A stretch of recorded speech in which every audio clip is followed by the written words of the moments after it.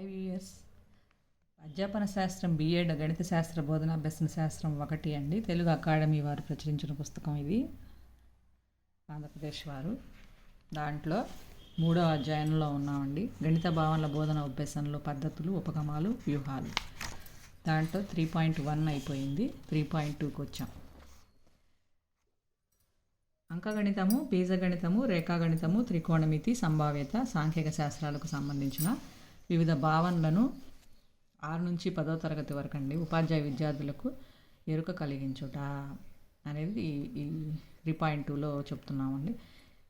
ఈ అంశంలో మనం వివిధ గణిత శాఖలకు సంబంధించిన భావనల గురించి ఎరుక కలిగించుటకు ప్రయత్నిద్దాం. చూడండి, ఇంకా ఇంపార్టెంట్ పాయింట్స్ వచ్చేసి నోట్ చేసుకుంటా, ప్రతిదీ లైన్ టు లైన్ చదువుకుంటా, గుర్తుపెట్టుకోవాల్సిన చోటు గుర్తుపెట్టుకుంటా ఉంటే మనకి చాలా ఉపయోగపడుతుందండి ఈ బుక్ గురించి ఎంత చెప్పినా తక్కువేనండి. చాలా ఇంపార్టెంట్ అండి, చాలా అంటే చాలా ఇంపార్టెంట్. మన మ్యాథ్స్ మెథడాలజీకి బిఎడ్ ఫస్ట్ పార్ట్ ఇది. బిఎడ్లో ఫస్ట్ ఇయర్లో ఉన్న వాళ్ళకి మ్యాథ్స్ మెథడాలజీ బుక్ అండి ఇది. నెక్స్ట్ ఈ బుక్ తర్వాత ఇంకో బుక్ కూడా ఉంది. ఈ బుక్ అయిపోయిన తర్వాత ఆ బుక్లోకి వెళదాము. నెక్స్ట్ చూడండి, ఇక టాపిక్లోకి వెళ్తున్నాం. అంకగణితము, సరి సంఖ్యలు, బేసి సంఖ్యలు, సంయుక్త సంఖ్యలు, ప్రధాన సంఖ్యలు, వివిధ సంఖ్యామానాలు, భాజనీయత సూత్రాలు, కసాగు, గసాబా, కారణాంకాలు కనుగొనుట మొదలైన అంశాలను విద్యార్థులు నేర్చుకుంటారు. సంఖ్యా సమితులు ఉంటాయి కదండి మనకి, న్యాచురల్ సంఖ్య numbers, whole numbers, integers, rational numbers, irrational numbers, real numbers, ఇవన్నీ సంఖ్యా సమితులు ఉంటాయి. సంఖ్యల ధర్మాలు ఉంటాయి మనకి, సమృద్ధ ధర్మము, క్లోజర్ ప్రాపర్టీ, అసోసియేటివ్, సహచర ధర్మము, విభాగ న్యాయం, డిస్ట్రిబ్యూటివ్ లా, సంకలన తత్సమాంశము, ఎడిటివ్ ఐడెంటిటీ, గుణకార తత్సమాంశం, మల్టిప్లికేటివ్ ఐడెంటిటీ, ప్రాథమిక సిద్ధాంతం, ప్రైమరీ థియరం, సంవర్గం, లాగర్థమ్స్, ఇవన్నీ సంఖ్యల యొక్క ధర్మాలు. అంకశ్రేణి, అథమెటిక్ ప్రోగ్రెషన్, నిర్వచనం ఏంటి, ఎన్నో పదానికి సూత్రం, n పదాల మొత్తానికి. గుణశ్రేణి, నిర్వచనం, ఎన్నో పదానికి సూత్రం, వాటిపై ఆధారపడిన సమస్యలను విద్యార్థులు నేర్చుకొని ఉన్నారు. ఈ విధంగా అంకగణితంలో. నెక్స్ట్ ఇక 2D పటాల వైశాల్య సూత్రాలు, సమస్యల సాధన వారికి తెలుసు. 3D పటాల విషయానికి వస్తే ప్రక్కతల వైశాల్యము, సంపూర్ణతల వైశాల్యము, గోళం అయితే ఉపరితల వైశాల్యం ఉంటుంది. ఘన పరిమాణాలు, వాటి సూత్రాల ఆవిష్కరణ, సమస్యల సాధన విద్యార్థులు నేర్చుకొని ఉన్నారు.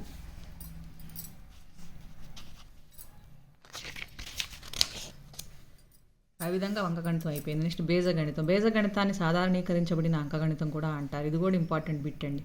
బీజగణితాన్ని సాధారణీకరించబడిన ఏమని అంటారంటే అంకగణితం, లేకపోతే బీజగణితాన్ని ఏమని అంటారు, సాధారణీకరించబడిన అంకగణితం. ఎందుకంటే అంకగణితంలో అంకెలు సంఖ్యలతోనే బీజగణితాన్ని వ్యవహరిస్తాం. వాటికి గుర్తులు ఇచ్చి వ్యవహరించేదే బీజగణితం. ఇంకా చూడండి, ఇంపార్టెంట్ అండి పారాగ్రాఫ్. అవ్యక్త రాశులతో కూడిన XY వాల్యూస్ ఉంటాయి కదండి, అవి సమస్యలను సాధించి దాని విలువ కనుగొని దత్త సమస్యను సరిచూస్తాము లాస్ట్లో వెరిఫికేషన్ ద్వారా. సంఖ్యలు అంకెలకు బదులుగా అవ్యక్త రాశులను ఉపయోగిస్తారు. ఈ విధానం ఆర్యభట్ట కాలం నుండే ఉంది. అవ్యక్త రాశుల విలువ సమస్యకు మారుతూ ఉంటుంది. అవ్యక్త రాశి ఖచ్చితమైన విలువను కలిగి ఉండదు. ఒక రకమైన సాధనం ఉండొచ్చు, వేరు సాధనలు కూడా కలిగి ఉండొచ్చు. చూడండి, ఇప్పుడు ఆ విధంగా బీజగణితంలో. రేఖాగణితం వచ్చేసి నిర్మాణ రేఖాగణితం ఉందనుకోండి. నిర్మాణ రేఖాగణితంలో రేఖాఖండాలు గీయడము, కొలవడము, వివిధ రకాల కోణాలు నిర్మించడం, కొలవడం, త్రిభుజాలు నిర్మించడం, చతుర్భుజాల నిర్మాణాలు, ఇవన్నీ విద్యార్థులకు అధ్యయనం చేసేశారు. నిరూపక రేఖాగణితాన్ని వైశ్లేషిక రేఖాగణితం అని కూడా పిలుస్తారు. చాలా ఇంపార్టెంట్ అండి. ఈ గణిత శాఖను ప్రముఖ గణిత శాస్త్రవేత్త డెకార్టే అభివృద్ధి చేశారు 1596-1650 కాలంలో. ఈయన బీజీయ సమీకరణాలకు, రేఖాగణిత వక్రాలకు, పటాలకు మధ్య సంబంధాన్ని కనుక్కున్నారు. ఇది కూడా ఇంపార్టెంట్ బిట్. బీజీయ సమీకరణాలకు, రేఖాగణిత వక్రాలకు, పటాలకు మధ్య సంబంధాన్ని కనుక్కున్న శాస్త్రవేత్త డెకార్టెస్. ఇందులోని ప్రాథమిక అంశాలు ఏంటి? నిరూపక తలంలో బిందువు, దానిని స్థాపించడము, గ్రాఫ్ పేపర్పై క్షితిజ సమాంతరంగా గీసిన రేఖ XX డాష్ను X అక్షం అని, క్షితిజ లంబంగా గీసిన రేఖ YY డాష్ను Y అక్షం అని సూచిస్తారు. 2 అక్షములు ఖండించుకునే బిందువును మూల బిందువుగా సూచిస్తారు. ఈ తలాన్ని ఆయన పేరు మీద కార్టీజియన్ తలం అని కూడా పిలుస్తారు. నెక్స్ట్ త్రికోణమితిలోని భావనలు 10వ తరగతిలో వస్తాయండి. త్రికోణమితి నిష్పత్తులు sine, cosine, tangent, cosecant, secant, కోటాంజెంట్లను చెప్తాము. ప్రత్యేక కోణాల త్రికోణమితి నిష్పత్తులు విలువలు, వాల్యూ చార్ట్ అంటాం కదా, అవి వాటిల్లో పట్టిక రూపంలో నేర్చుకుంటాం. కోరక కోణాల త్రికోణమితి నిష్పత్తుల మధ్య సంబంధంగా sin 90 - a = cos a, 90 degrees relationship ప్రకారం అనమాట. మిగిలిన వాటికి కూడా ఈ విధంగా బయటికి 5ని కూడా రాయొచ్చు.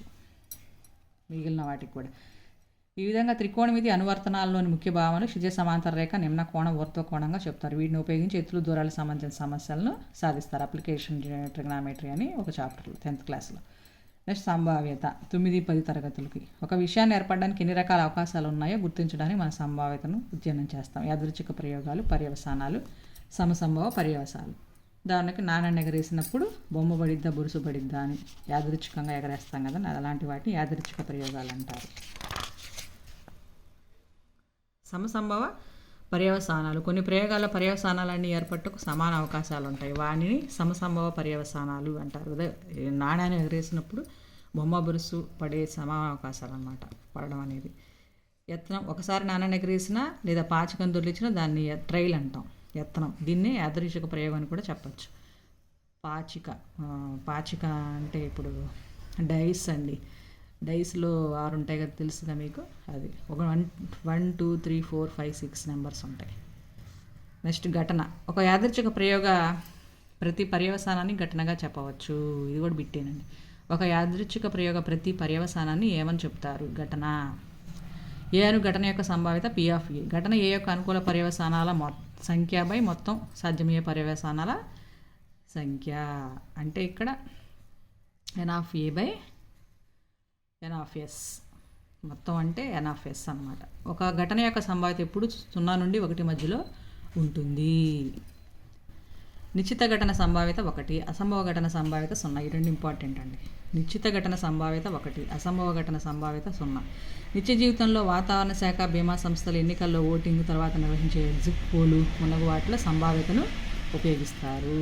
ఇది కూడా ఇంపార్టెంట్ బిట్. నిత్య జీవితంలో వాతావరణ శాఖ, బీమా సంస్థలు ఎన్నికల్లో ఓటింగ్ తర్వాత నుంచి ఎగ్జిట్ పోల్లో దేన్ని ఉపయోగిస్తారు? సంభావ్యతను. పరస్పర వర్జిత ఘటనలు, మ్యూచువల్లీ ఎక్స్క్లూజివ్ ఈవెంట్స్. ఒక ప్రయోగంలోని 2 అంతకన్నా ఎక్కువ ఘటనలు ఒక ఘటన యొక్క సంభవం మిగిలిన ఘటనల యొక్క అన్ని ఘటనల యొక్క సంభవాన్ని నిరోధిస్తే ఆ ఘటనలను పరస్పర వర్జిత ఘటనలు అంటారు.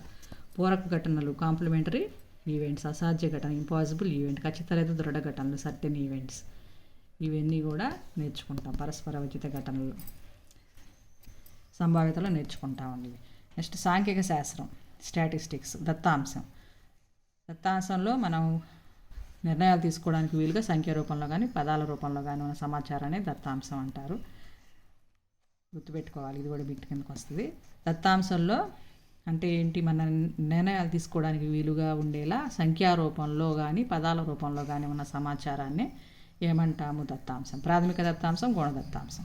2 రకాలైన దత్తాంశాలు. అవి సంఖ్యారూపంలో ఉండే దత్తాంశాన్ని 2 రకాలుగా వర్గీకరించారు. వర్గీకృత, అవర్గీకృత. పట్టిక రూపంలో ఉంటే వర్గీకృత, పట్టిక రూపంలో లేకపోతే అవర్గీకృత. వర్గీకృత రూపంలో ఉన్నదాన్ని పౌనపున్య విభాజన పట్టిక లేదా పౌనపున్య పట్టిక అంటారు. దాన్ని పటరూపంలో కూడా ప్రదర్శించవచ్చు. పిక్టోగ్రాఫ్, కమ్మీ చిత్రము, 2 వరుస కమ్మీ చిత్రము, డబుల్ బార్ గ్రాఫ్, పై చార్టు మొదలైన రూపంలో. కేంద్రీయ స్థాన మాపనాలు, మెజర్స్ ఆఫ్ సెంట్రల్ టెండెన్సీ. ఏ దత్తాంశానికైనా ఒకే ఒక అంకగణిత సగటు ఉంటుంది. అది అన్ని పరిశీలన విలువలపై ఆధారపడి ఉంటుంది. ఏ పరిశీలన విలువ మారినా దత్తాంశ అంకగణిత సగటు మారిపోతుంది. అంకగణిత సగటు అనేది అత్యంత విశ్వసనీయమైన కేంద్ర స్థాన మాపనం. ఇది ఇక్కడ ఇంపార్టెంట్ బిట్ వచ్చింది చూడండి. అంకగణిత సగటు అనేది అత్యంత విశ్వసనీయమైన